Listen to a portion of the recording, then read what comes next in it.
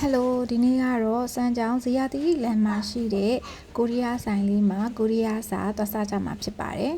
ဒီဆိုင်လေးမှာတော့ပုံမှန်စားလာတာ3-5ကောက်တော့ရှိပြီပေါ့နော်ဒီဆိုင်လေးကလူလေးလဲကြိုက်တယ်ဖေဖေမေမေလဲကြိုက်လို့စမ်းကြောင်းဒီတကူးတကားအမြဲတမ်းလာစားဖြစ်တဲ့ဆိုင်လေးပါသူ့ဆိုင်မှာအထူးကတော့ကိုရီးယားအသားကင်လေးတွေစားဖြစ်ပါတယ်ကိုရီးယားစားစာအနေနဲ့အဓိကရရဲဆိုတော့ပဲခောက်ဆွဲတို့ကိုရီးယားထမင်းတုပ်တို့လည်းရပါသေးတယ်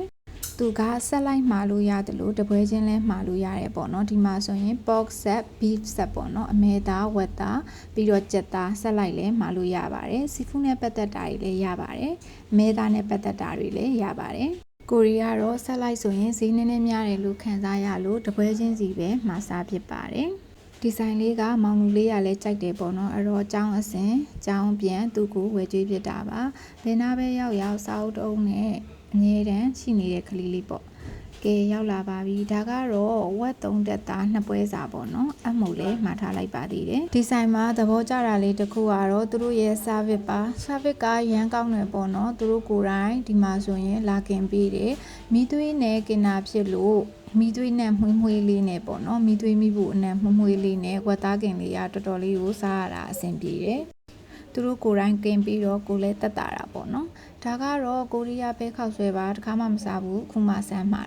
ဒါကတော့ကိုရီးယားထမင်းတုပ်ဒါကတော့မေမေအရန်ကြိုက်တယ်အမြဲတမ်းမှာစားတယ်ပေါ့နော်ကိုရီးယားထမင်းတုပ်လေးကိုအရန်ကြိုက်ပါတယ်မောင်လူလေးကပဲခောက်ဆွဲတခါမှမစားဘူးဆိုပြီးတော့ဆမ်းမှာကြည့်ရပါ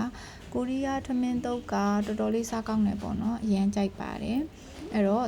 ကိုရီးယားပဲခောက်ဆွဲကိုစမ်းပြီးတော့စားကြည့်ပါတယ်ပထမသူမစားဘူးလို့ဒါစမ်းစားကြည့်တာနောက်ပိုင်းမစားပါဘူးစားရတာမကြိုက်ဘူးလို့လည်းပြောပါတယ်ပထမတော့ကောင်းတယ်ဆိုပြီးတော့နောက်သူမကြိုက်ဘူးလေပေါ့နော်အဲ့နေ့ကသူတိတ်မစားနိုင်ဘူးဖြစ်နေရအဲ့ဒီတော့ဒါကကင်တဲ့မောင်လေးကိုမကင်နဲ့ဆိုပြီးတော့ဖေဖေကသူကိုယ်တိုင်ကင်ခြင်းလို့ကင်တာပေါ့နော်ဒါပေမဲ့မရပါဘူးမကင်တတ်ပါဘူးနောက်ဆုံးတော့စားဖစ်ပေးတဲ့မောင်လေးကိုပဲပြန်ခေါ်ပြီးတော့ကင်ခိုင်းရပါတယ်မောင်လူလေးကတော့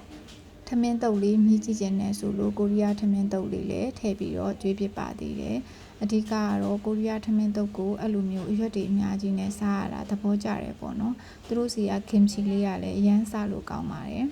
ဒါကတော့အမှုနဲ့ဝက်သားကင်လေးပါ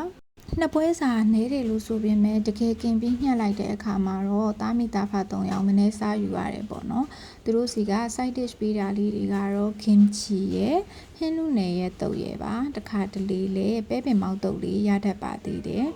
ဒါကတော့ swine sauce နဲ့တခြားကြက်သွန်ပြူနဲ့ငရုတ်သီးစိမ်ပေါ့နော်မောင်လူလေးကကိုရီးယားပဲခောက်ဆွဲလဲစားတယ်ထမင်းတုပ်လဲစားတယ်အိမ်မှာသာဝက်သားချက်ရင်မစားတဲ့မောင်လူလေးကအဲ့ဒီကဝက်သားကင်ကြတော့အရန်ကြိုက်ပြီးတော့စားတယ်ပေါ့နော်ဒါကတော့သူစားတဲ့ style မှာစလက်ရွက်ထဲကိုအကုန်စုံအောင်ထည့်မယ်ပဲခောက်ဆွဲတွေရောဝက်သားကင်တွေရောအမှုတွေရောအကုန်လုံးထည့်ပြီးတော့သူကစလက်ရွက်နဲ့ထုတ်ပြီးတော့စားချင်တာပါပုံမှန်ဆိုရင်လည်းအဲ့လိုပဲစားနေကြပေါ့နော်သူကစလက်ရွက်ထဲကိုအကုန်တစားပလာအကုန်အစုံထည့်ပြီးစားရတာကိုကြိုက်ပါတယ်ကဲနောက်ဆုံးတော့မှားထားသမျှအကုန်ပြောင်းပါပြီမောင်လူလေးလည်းဖိုက်ပြေးလို့စားအုပ်ဖက်ပြီးနားယူပါပြီတတား